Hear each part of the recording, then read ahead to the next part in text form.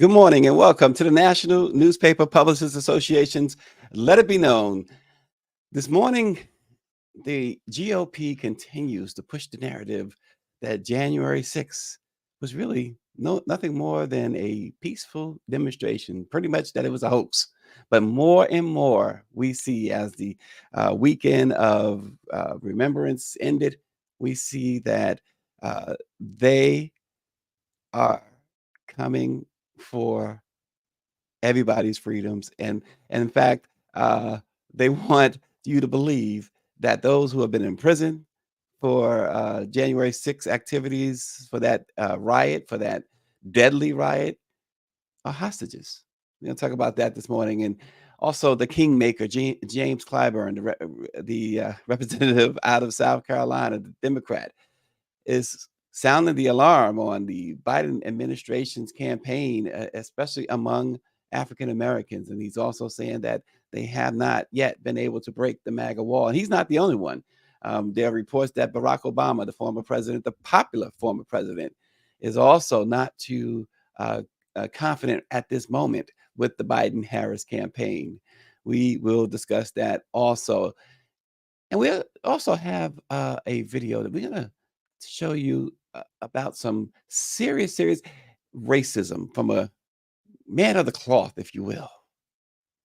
And the receipts keep pouring in as Katt Williams' interview continues to be perhaps the most talked about thing on social media. We will talk more about that as well. And it appears that some homes in Chicago have been boarded up with people inside. A couple of news outlets out of the Windy City have reported after video went viral on social media of such happenings. We're going to discuss all of that and more this morning with our special guest, Katia Woods. Good morning, Katia. Good morning. Good morning. Good to have you again back with the Black Press. Always a pleasure to have you. Katia, first some in-house news that just took place. In fact, it takes effect today.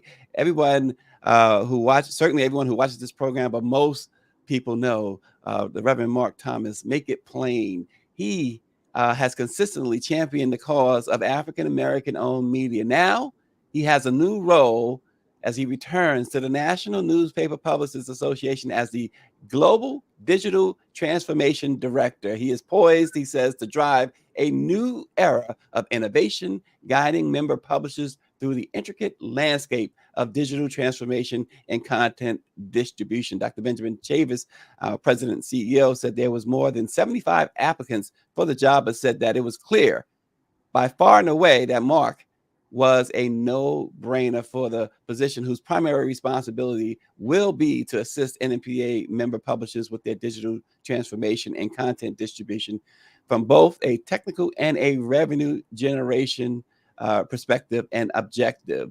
The NNPA Global Digital Transformation Director, which is now Mark Thompson, will work directly with and on behalf of the 250 African-American owned newspapers and media companies that are members of the NNPA across the United States through the NNPA Digital Network, which is the largest African-American owned digital network in America. Ultimately, the goal is that Mark transforms it into the largest and most influential and engaging and impactful digital news and content distribution network. Congratulations to Mark Thompson. We certainly look forward to working very much closely with Mr. Make It Plain himself. So, Katia, we start this morning, January 6th, the anniversary over the weekend. Special Counsel Jack Smith team, among other things, have uncovered previously undisclosed details about the former President Donald Trump's refusal to help stop the violent attack. We saw Representative Elise Stefanik on Meet the Press referring to those who have been imprisoned or jailed after their riot on January 6th. She referred to them as hostages, and they continue to try and say this stuff is really fake news. It's pretty amazing, Katia. Well, we all saw it. We all have a TV. Like, we saw it live and direct. I mean, hello? You know what I mean? This wasn't one of those things where you can say it was manufactured. No, it came live into our living rooms, into our social media Oh, streams and everything. This was a Netflix, you know what I mean? And I love how they call it trespassing. People died. Did we forget that the one lady, she died, she got in her car? Did we forget that, Trump was out there going, now you go down there and you stop the count and I'll meet you there. And he got in stop his the car, steal. he went to the White House and they literally went down there and stormed the Capitol. Like, what are we not getting? Like, I don't know about you. I visited the Capitol before. That's not how I entered. I went through, first of all, I had to be on the list. You can't just roam through there. Did we miss the gentleman that had his, and I'm being polite by saying gentleman, because Yes, we you are are. in mixed company, as they say, as he had his feet up on Nancy Pelosi's desk. Did we miss all the garbage that they had to pick up? Did we miss how they ran up the stairs and how they had to usher out congressmen and women and the senators? They had to evacuate. So, Josh Hartland, who raised his fist, talking about I'm with you, was later on running for his life. So all of that was make believe. And how they had a guillotine Yes. to come get Mike Pence. Yes. Again, was that manufactured by the news? Because I remember all of that. We all saw it. But I just always want to say this. It's amazing and mind-boggling that people like to use the Constitution of the United States, freedom of speech, and a plethora of other nonsense in order to defend their actions. And the part that we keep forgetting, we are all free to say and do what we want, but we are not free of consequences. And it is a federal crime, not a state crime, to go and desecrate the Capitol, to go and incite riots, to go and, want to take the former vice president of the United States and hang him up like he's Marie Antoinette. So, yes, people, we saw, and you deserve to go to jail because we all know, because we're Black folks, had we even done a court wrote that, we would have been in jail forever. And we know this, and even from the outcome, the Black guy is doing more jail time. And I tweeted it out when the day I said, Black people, I know y'all might be thinking it might be cool time to sell some water, to get some video footage, but that ain't none of our business. You keep your butt right where you need to be because it's not going to turn out for you like you think it will. Well, Mike Pence did. He did make a statement about this. He saw the ridiculous things that were going on over this past weekend, and he did reaffirm. He says, "My life was threatened during the violent U.S. Capitol attack 3 years ago." He refuted these claims of that included claims by Donald Trump. That this was just a peaceful demonstration. Pence, of course, we know he's for the most part fiercely been loyal to Trump, but he dismantled Trump's description of the January 6th attack. He's he dismantled Trump's calling these people patriots. And he just went on about the fact that the truth is, and his quote was, the truth is, because they said also that this was the work of this is another conspiracy theory that they tried to come up with, that this was the FBI did this. But he said the truth is that this was a riot that should never have happened. Mike Pence said over the weekend, he said that Trump was reckless. He referred to the president at the time, Trump, as reckless. He says, it just infuriated me. He says, I remember thinking, not this, not here, not at the United States Capitol. He goes on to say, I've heard the many repeated assurances from the FBI that they were not involved, and I take them at their word. Why did the FBI even have to reassure that they wasn't involved? I mean, this was obviously, it was so obvious what happened. I think the thing about it is, and here's the thing, as outraged as many are, the outrage apparently, Katia, is not that palpable. It's not that widespread as we might want to believe it is, because you still have the guy responsible who, as you mentioned, there were deaths involved, including 5 police officers that ultimately died. But this guy is the leading candidate in the Republican Party for president. and he's got Democrats worried that he could actually win. Well, first of all, a couple of things, right? As you just mentioned, we gotta. You said truth and you said Donald Trump, two words that don't go together, ever, right? This is the way I've equated. Oddly enough, I was watching a documentary on the 70s where cults were a very big thing and these, new religions were popping up. You and I are old enough to remember like Jim Jones and all of that. This is really not that much different. No. Because if Trump really asked these people to get on a plane and go down in the middle of nowhere and drink some Kool-Aid, they will drink it. They have literally, this is no longer, we keep trying to have a rational conversation and argument on something that ceased to be rational a long time ago. When you have people saying things like, Obama is responsible for 9/11, and you're like, he was a senator. George Bush was president. Right. But no, my God. The fact is, George Bush was president. Obama was the junior senator out of Illinois. Yep. He was not responsible. He was nowhere near that. But then they go, but no. The fact still is the fact. It's like they have been programmed, and Trump is a puppet handler. You have people, like I said, you have grown people with businesses who are quote unquote, allegedly responsible adults, who answer was, when they were in court in front of a judge, their defense was, the president of the United States asked us to come. He asked us to stand up for him. Instead of being like, okay, wait a minute, common sense tells you this is not a good idea to storm the Capitol. This is not going to turn out. They were like, well, if we go do this for him, he then becomes president, and then he in turn pardons us. No. This is where civics is missing, because they are somehow, we need to review the Constitution of the United States. This is very sad that I'm even saying this. And somehow are convinced that the president has omnipotent power. But whatever you want to say about the founding fathers that they got wrong, the reason that they have separation of power is because they did not want us to be allegiant to a person. They wanted the office, the country. You wanted your allegiance. That's why you take an oath to defend the Constitution of the United States, not the president. You don't say the president's name, because that's what they had. Yeah. Allegiance to a person, and that was not working out for them. So they said, we got to come up with something better.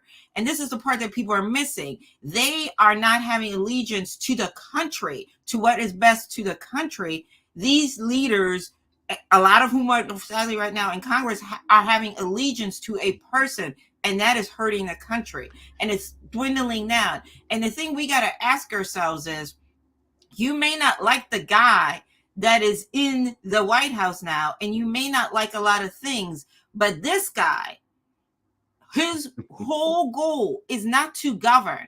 Just like, this Congress has not governed. They've done more infighting than anything, right? Mm-hmm. So you got to ask yourself, if he gets back in the chair, he's going to try to dismantle a lot of those things that we like to shout, which are in the Constitution of the United States.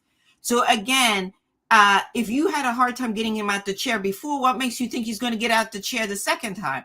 And he also looks at this, right, if we're really going to be honest, as his get out of jail card. He's not running for president because he cares about the country, right? Because if you look at his record, Mexico was supposed to pay for the wall, didn't pay for it. He was supposed to get immigration underhand, didn't do that. He was supposed to, quote unquote, handle North Korea. He was supposed to be this great negotiator. If anything, it's hurt us on an international field. China. Exactly. North Korea, and the list goes on. And it turns out he's getting all the talk about the Constitution.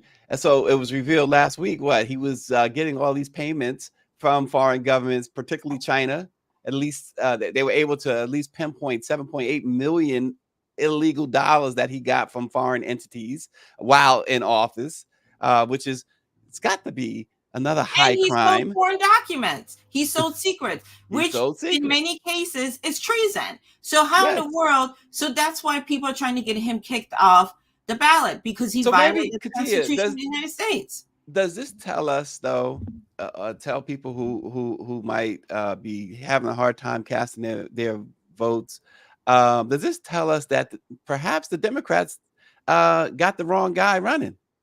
Well, the problem with the Democrats has always been messaging. It's not the people.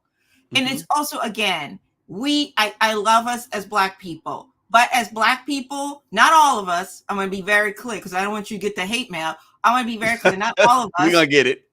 but not all of us, but a lot of us blame and lay at the feet of the president that are not the president's job. The president does Right. not legislate. That's Congress. Those Yep. are those people that were playing, musical chairs with the Speaker of the House. Ask your congressperson, Republican or Democrat, how many bills have they put forth on behalf of their district to help make this country better? How many jobs have they brought to their district? If you have high unemployment, right? Are they working across the aisle? Look around and ask this Congress. The least productive Exactly. Congress in modern history, this Congress right here. And that is a fact. That's not hyperbole. It is borne out by the fact that, as you pointed out, they literally, it was like what, a handful of bills that got through Congress, that passed through Congress, and those were basically resolutions more than they were bills. It was like five And or it was six. crisis aversion, like the budget, right? To make sure that the government runs. Like the one thing that they're supposed to be there, right?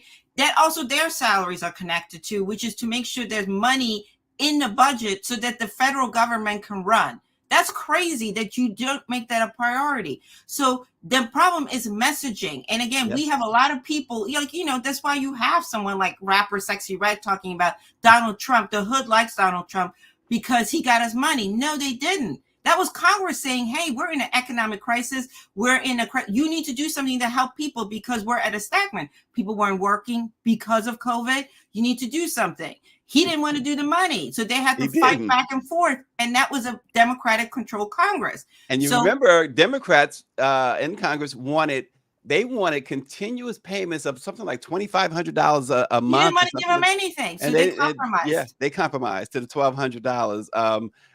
And so that was that. We're gonna a little bit later talk more about those Katt Williams receipts. But I also wanted to mention, Katia, you mentioned what's going on in Congress. Lauren Boebert, the police were called to a restaurant over the weekend. I wanted to mention Oh, this too God. because Go for they it. called to she allegedly beat up her ex-husband in a public place. Police were called. Now, this is the second time within several months that Lauren Boebert, who has switched districts in Colorado so she could try to maintain her seat there, she understands that even some of her own in the MAGA crowd is not supporting her. But we know what she did at the Beetlejuice showing a few months ago, fondling her date and him fondling her and smoking and things of that nature. Now, in a at a restaurant in full view of the public, you have a U.S. Congresswoman physically fist fighting her husband. Her soon to be These are the people, Katia, that are leading this country. Well, here's the problem, right? This is another problem. I tell people all the time, if you don't like what's going on in this country and you know that you care about this country and you actually want to make a difference, right? Which is what's happening. Thank God we are getting some people who's stepping up to the call, run for office. This is a woman who has no education, no formal education. Let's be honest. And I'm not saying you have to be a college graduate or whatever Right. in order for you to be a good congressperson. Listen, but they prove you don't need too much of an education to be in Congress. But the key being is because she doesn't have any education and she refuses to educate herself other than to regurgitate the talking points that Trump puts in her ear, right? She's not, if you ever see her when she's sitting on committee asking questions, it's like, wait a minute. And also she has a staff to help her be more intelligent and actually look like she has a clue. and they probably try, and she probably ignores it. So this is a woman, again, her and Marjorie Taylor Greene, speaking of two women who run their mouths 99% of the time, who talk about family values, and the list goes on and on. Pot, meat, kettle. Both of them talk about all these things and don't live up to anything. Marjorie Taylor Greene had an affair on her husband. They're getting divorced. Yes. The other one, her husband was inappropriate with a minor, but we want to talk about trans people and LGBTQIA people who are not appropriate and ban books. But meanwhile, your house is burning and your son got another young girl pregnant. Again, I'm not judging, but if you're going to come out there and talk about other people, make sure that you're living up to the values that you expect others to have. So these people are morally corrupt. Running for Congress is a new grift. It's a nice salary. You get benefits for the rest of your life. You get a pension. The pension rises with the cost of living. You get to go and have speaking engagement because you are a former congressperson. It beats working for a living. It's a grift to these folks, and that's why they handle it. And even more importantly here, what bill has either one of them put on the floor to help their district, once again, to help bring any money to help make America better? The answer is zero. And this is the part I always say to voters. When you're going to these town halls, all this information is public. You can go through your congressperson's record, senator's record, and be like, Congresswoman, you've been in Congress how many years? Where are the bills? Where is the money for our district projects, highway building, whatever infrastructure help we need? You're not doing your job, but you want to talk to us about Joe Biden. Joe Biden is not my congressperson. And that's where I want us to get sharper as Black people. It's not Joe Biden's job, if you know that your highways are rotten, to get money from the federal budget into your district, which creates jobs and fixes the problem. That's your congressperson's responsibility. Katia is, she's not waiting for us to get to the Katt Williams receipts. She's got all the receipts on this. I'm just saying, we are journalists, so we read, we inform ourselves. The public needs to do the same. And again, messaging from the Democrats is I do like the ad that Joe Biden ran, which is, do you want to have democracy or you want to have chaos? That's really his speech. I tell you what, though, his speech over the weekend was by far his very best. And it was spot on. And I don't care where you sit. That speech was saying a whole lot. And it was something that campaign is something that the White House needed. Power 96 says Lauren Boebert is the face of white privilege. Paris Brown from the Baltimore Times is watching this morning.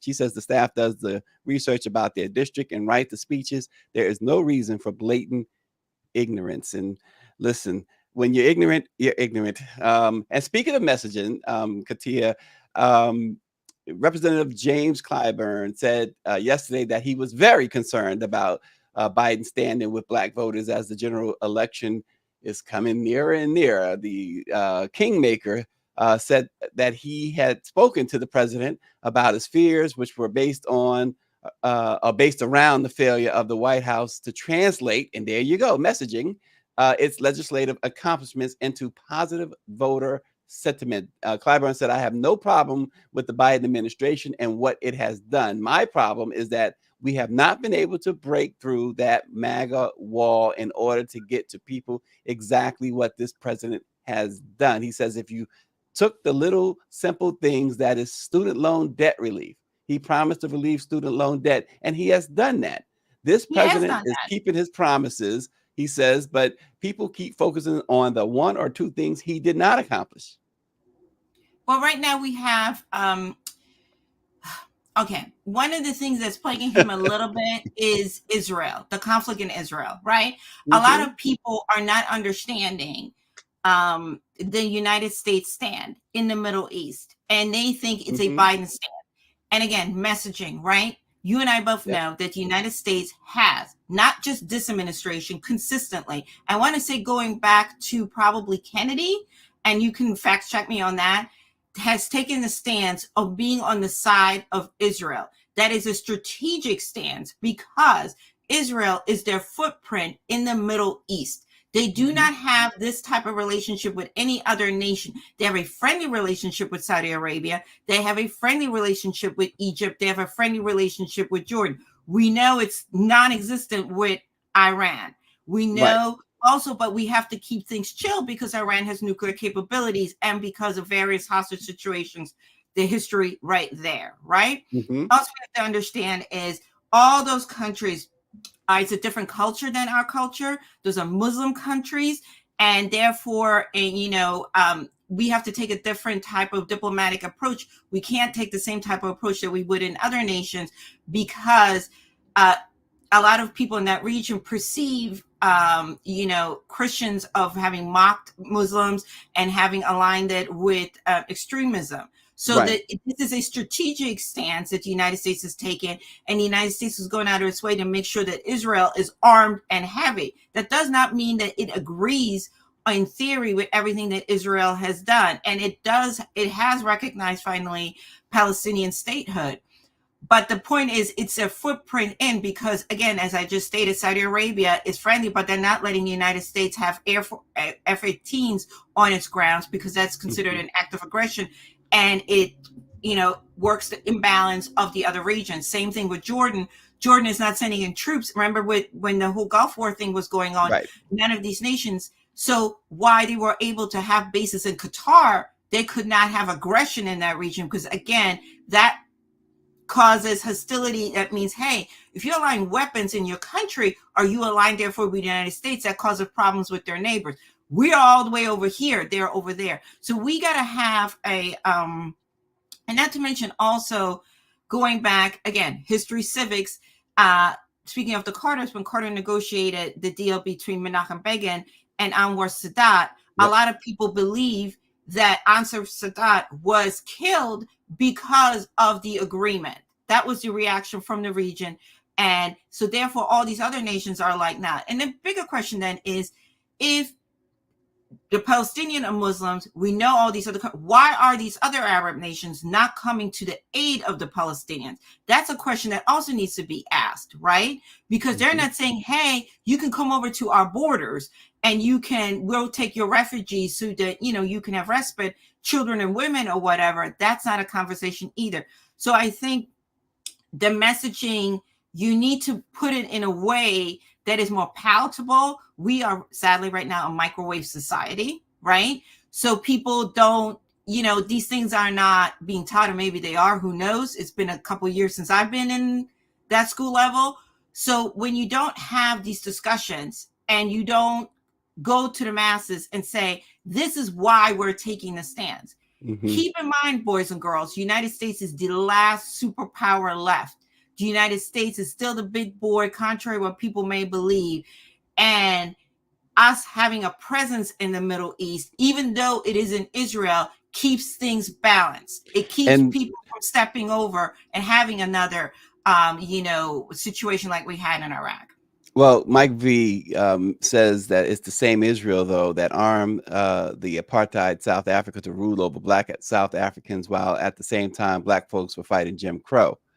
Um, and so that's where a lot of the issues, right, come up when that's part of it anyway. What Mike V is saying, Katia, when it comes to Black America and America's allegiance with Israel, even to we hear these and mostly from the MAGA politicians about because we heard what's her name, Nikki Haley, basically say about the Palestinians, kill them all.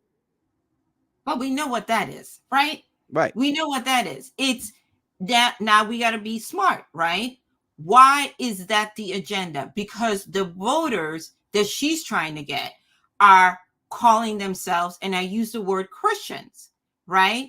They think when they hear Muslim and Arab nations, they think terrorist because that's again, you got to look at the top talking head. That's what Trump has been shouting, right? Remember the Muslim ban. Hmm. If you're a Muslim, so therefore you two steps away from terrorism, which is not true.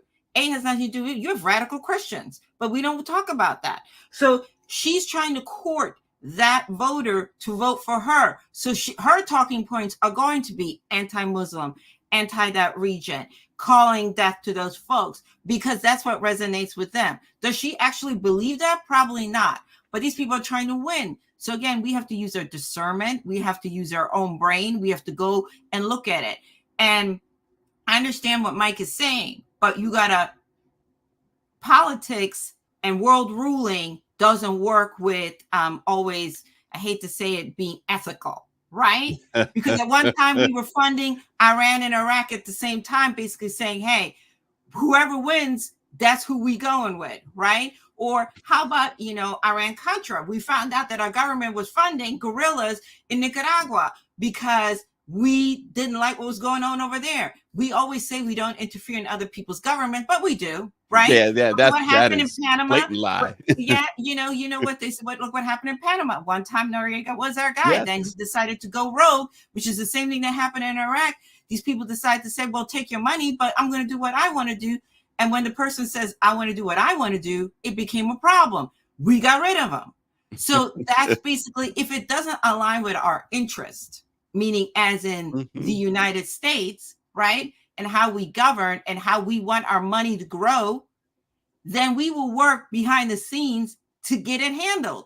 We're kind of like, for lack of a better word, the mafia without, the taintiness.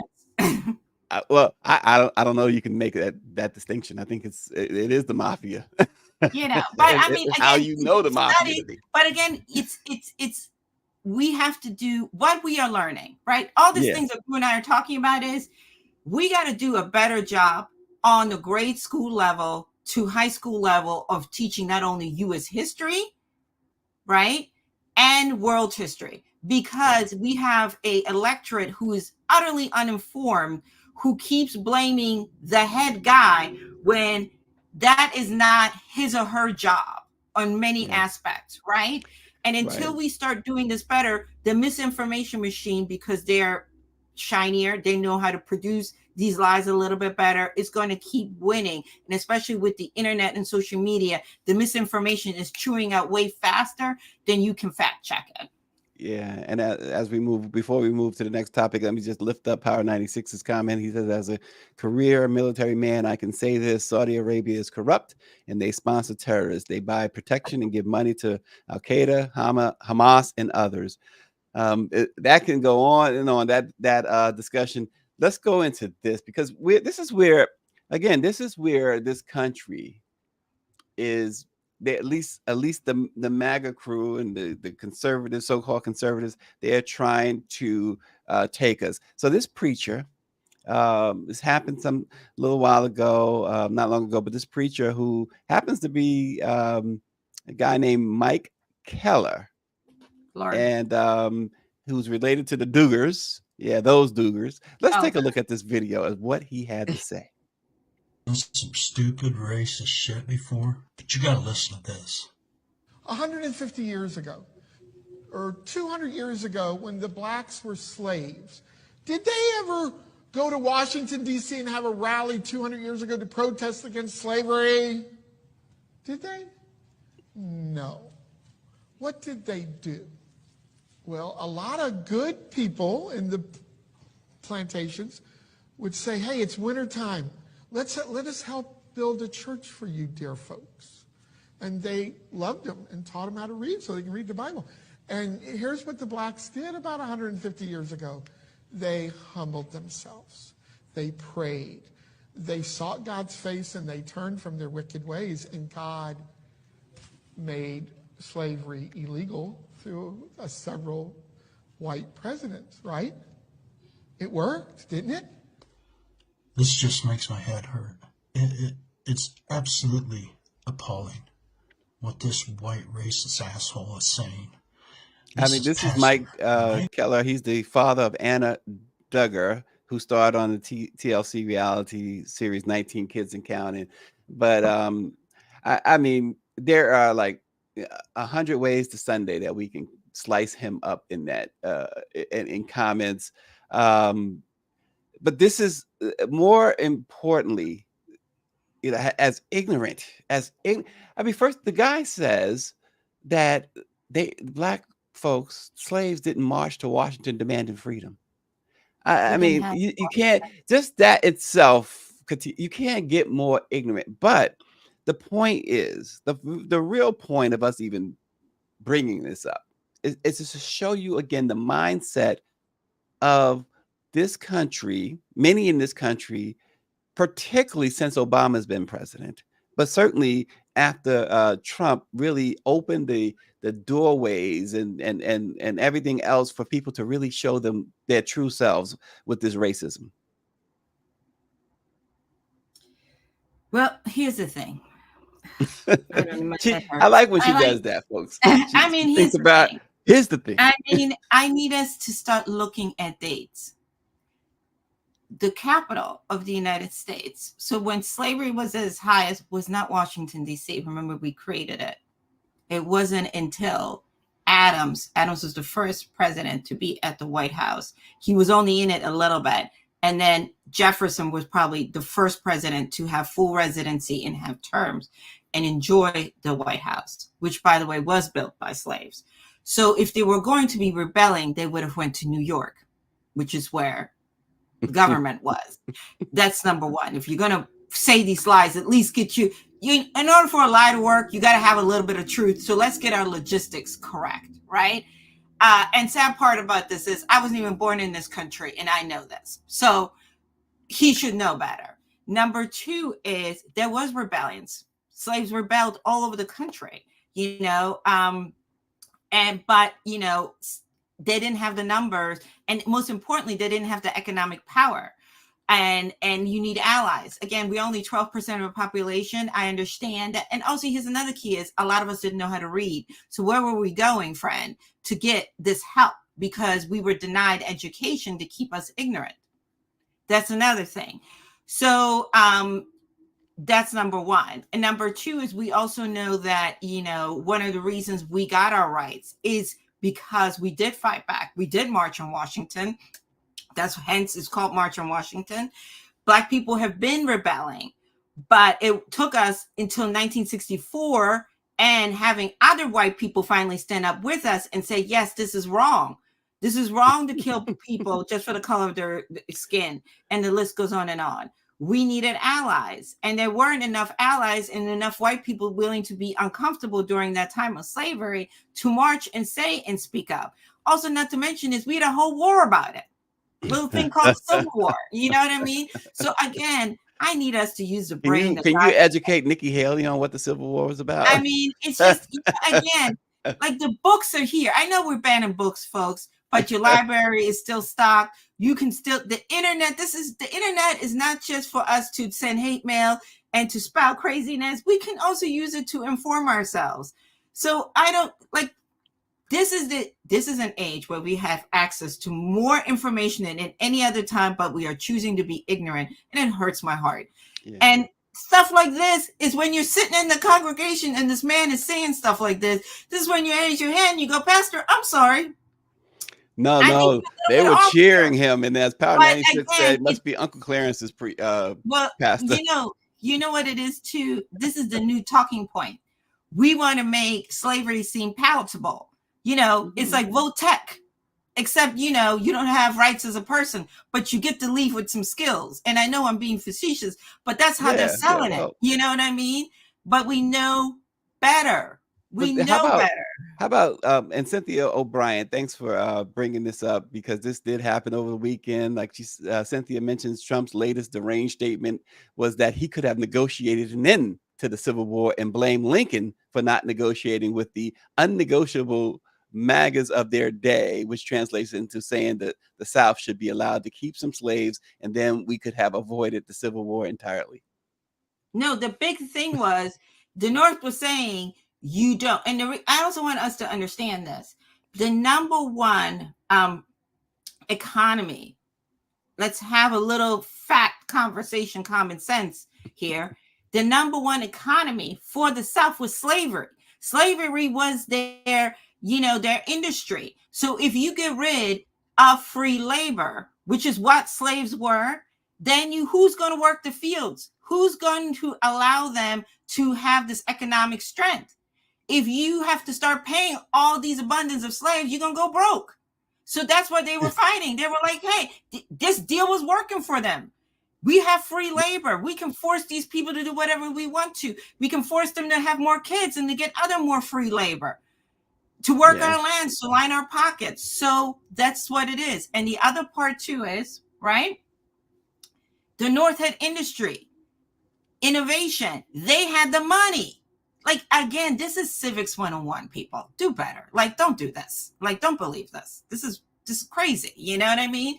And of course, like, again, when are we going to learn? Trump wouldn't know the truth if it fell on him and struck him in the head, and Jesus himself came down and said, stop telling these lies. He'd still tell him. Well, Katia, maybe the biggest victim, if you will, of Katt Williams' claims was Cedric the Entertainer. Among other things, Katt Williams claimed that the veteran comedian stole a joke that he used in 1998 on Comic View, a show that used to run on BET. Well, of course, the receipts started coming out on TikTok and everywhere else, where they pulled out many clips that seemed to reveal that Cedric stole a whole lot of jokes from comedians that included that just not included Katt Williams, but so many others. And then, of course, Steve Harvey and his pristine hair was a wig, maybe the most shocking thing. But again, the internet pulled receipts on that too, and his hanging with Mr. Cooper comparisons was pulled as well. You know, I know we talked a little bit about this before we went on, Katia, but so many things have come up since that interview, famous or infamous, however someone wants to look at it. But most of it, including, I mean, Ice Cube put out a 9.5-minute video explaining, for the most part, that Katt Williams was spot on, with the exception of he denied the whole sexual assault scene that was supposed to take place, but everything else that Katt was saying, according to Ice Cube, when it comes to Friday anyway, was accurate. In fact, Ice Cube went as far as to say that he backed up Katt's claims that Katt is going to write, or was asked to write, another Friday. And so we see all of this. Why was this interview so popular and remains so? We like a train wreck. This country likes we like a train wreck. You know what I mean? Or, you know, notice when there's an accident, instead of us asking, can we help? We like to stand there and watch and gawk. And even worse, we like to take video and pictures. This is what it is. He sat there and he told the dirt. He gave the tea, as they like to say, right? And it was a very comfortable environment. Also, he had some libations, so they made his lips even more looser. And it's Shannon Sharp who did not push back. For Shannon was thinking, this is fantastic. This is going to do amazing numbers. Yeah. And it did. But, you know, I mean, the thing with Cedric the Entertainer, there's some validity. The jokes are very similar. You know, if other comedians are saying it, okay, now you can say maybe Katt's a little jealous and he's crazy. But if other comedians are saying, well, we've been saying that for years, now it's up to Cedric the Entertainer to clear it up. Did you or did you not? Okay, now you go and you reach out to his team and say, hey, there's some video, there's some other people accusing you of doing that. Did you or didn't you? Right? And he either comes clean or he refutes it. That's where it's at. Right? Is it going to change anything? Probably not. But at the end of the day, people are going to believe what they're going to believe. Then there's also, you know, if Ice Cube said in the Friday franchise is him, if Ice Cube says that he was supposed to write another one, there you have it. So clearly he's not. Now, granted, there were some inaccuracies, you know, where, you know, he said he graduated college at 7 years old. Okay, probably not. Where he said he read 3,000 books. That might be a little bit of an exaggeration. But in between, you know, with Katt, you get a mixture of a lot of truth and him just, you know, pushing a button and seeing how uncomfortable he can make you be. As far as Steve Harvey's hair, I can't speak on that. That is Steve Harvey. But I do know that there is a different point of view between those generations, right? Katt Williams is like Gen Xer generation, whereas Steve is more like baby boomer. and very old fashioned. And some of the things that Steve says are out of touch with the community. You know what I mean? Oh And gosh. it's a little bit, a little bit hard to take, because especially like when in relationship advice, when, Steve has not always been the man that he asks others to be. So, so there's definitely forthright. I think the biggest thing is, the fact that some of the things that Katt said about Kevin Hart is not something that hasn't been out there. You know what I mean? What people say is Kevin Hart is somebody that came along that took advantage of the tools that he has at his disposal, which is social media, how to market yourself, and all of those things. And it doesn't mean, I want to be very clear, that he doesn't work hard. He works incredibly hard. And it's probably one of the reasons why he's so successful. But when we're talking about, legacy in terms of like just sheer talent, is he up there? Would you put him on the Mount Rushmore? We're not talking numbers. We're not talking receipts, right? Would you put him up there with the Eddie Murphys, the Richard Pryors? And the answer is no, because those comedians did it during a time where you didn't have any of those tools. And we're still talking about jokes that they told 20, 30 years ago. We're still talking about what they did on the screen, stir crazy. We're still talking about that film. We're talking about Trading Places, which was shot here in my hometown of Philadelphia. We're talking about 48 Hours. Listen, the moment Eddie Murphy said he is working on his stand-up, right? I guarantee you, if tickets went on sale now, for 5 years from now, they would sell out in less than 10 minutes. Just because he's Eddie Murphy. And therein lies the difference. But do you think now with this, the same now can be said about Katt Williams? I think the problem with Katt is because he's considered controversial. Now he's also, he's had some personal things, and he is very outspoken, and he's not into being PC. But I will say that has hurt him a lot, and him throwing shots at people all the time, 100%. But as I stated before we got on the air, the part that you can't deny about Katt is when you give Katt an opportunity to shine on the movie screen, whatever you have there, he shines. Danny Glover said, I'm going to help you. I'm going to get you an Emmy. And he got it. And he got an Emmy, and we see there, Bernie Mac's daughter came out and said that Katt was telling the truth.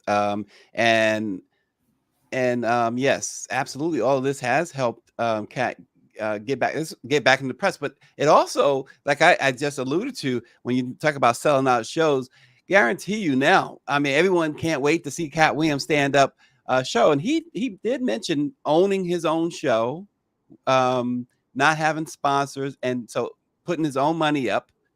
But again, the receipts is what we were talking about, and how they've been rolling. I tell you, what I found probably for me, I mean, there's a lot more funnier things I've said when he he said about Faison Love, you having an unnatural allegiance to losers is not like you.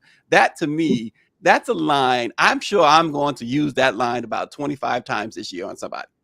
That's for sure. He is, he is funny. You know what I mean? Like that, you can't deny. And the other thing, you do got to give him credit. He was one of the first Black comedians to have, an HBO special that did really, really well. He never talked about Netflix not paying him his money. He got his money when he negotiated the deal with Netflix. So you do. And the other thing too is, again, the part that you just mentioned, he does good numbers when he does shows. He's not doing clubs. He's doing theaters. He is selling those out. And the other part I want to talk about is a lot of comedians gave testimony on his generosity, how he's given them money at the beginning of their career without them asking for it, how he just on the low, and they later found out that Katt, how he's taken comedians on the road that he enjoyed, Black, white, young, old, women, because he saw something in them who are now, doing bigger and better things. The $75,000 he paid for Melba Moore's star in the Walk of Fame. A lot of people didn't realize, and this is something I learned decades ago, in order to get that star You might qualify for it, but you might not get it if you don't have $75,000 to get the star and cemented it into the ground, which is what is required. And he just paid for it because he just said, listen, uh, this is somebody who shouldn't have to worry about whether or not she could afford it or not. She deserves it. And he paid for it. Lil Boosie came out and said, look, this guy, when Lil Boosie got out of jail, Katt Williams just like you said, without him asking, $15,000. Well, God help us with Bootsy. We should have Well, left him in 2020. But you know what I mean? Even if the wrong clock is right twice. But but again, and Dion Cole, who I like to use a little better because he got some sense, said that Katt gave him money and helped him out at the beginning of his career. And Dion Cole don't be in no mess. He doesn't do messy. So it's just, there are a lot of people who talk about his generosity and that say, he's a good, solid dude. So we also got to look at that, and say that we may not always like the messenger, and we may not like how the message was delivered, but amongst the infotainment, there were some truths. And I hope it does help him, because at the end of the day he's immensely talented. And if you look at that episode that he won an Emmy for, that goes to show you. And hopefully, listen, he's not the first guy in Hollywood that had some personal issues. If we were starting to look at character in Hollywood, nobody would work. Nobody would work. Exactly. Nobody would work. So I hope it does open. He also mentioned something I think is important too. And it was funny. And I don't know if people understood what he said, what he meant when he said, you got to tell Diddy no. Now, he was not talking about, of course, the helpless women that Diddy allegedly took advantage of, but he was talking about those who stood by and allowed this stuff to happen. He was talking about those who would benefit if they just bend to every whim of Diddy, how they felt like they would benefit just by saying yes to everything. Some things you gotta be able to say no.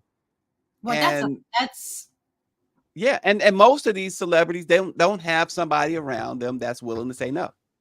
Well, here's the thing is, right? So we had this reckoning in 2020, and rightfully so, but we only started cleaning out the first floor. We need to go, you know what I mean? That's basically, we only cleaned out the first floor, and we cleaned out the obvious, right? But there's more. In the music industry, you thought the movie industry was a mess, and there's some more people that need to go. The music industry is just as rotten from the core. And a lot of the victims, and let's have an honest moment here, are Black women. They're not being heard. They're not being taken as serious as if they were white. And that's a horrible thing. And that's a whole nother show, right? Well, he talked about Taraji P. Henson's statement about the math, not math. And he was, again, and he mentioned something that was so true. He talked about a serious moment when he talked about teachers and kids not being able to write in cursive. We talk about that a lot, right? We don't pay teachers. The people who matter, we don't seem to pay. And so with Taraji, I mean, he backed her up totally. Why should she?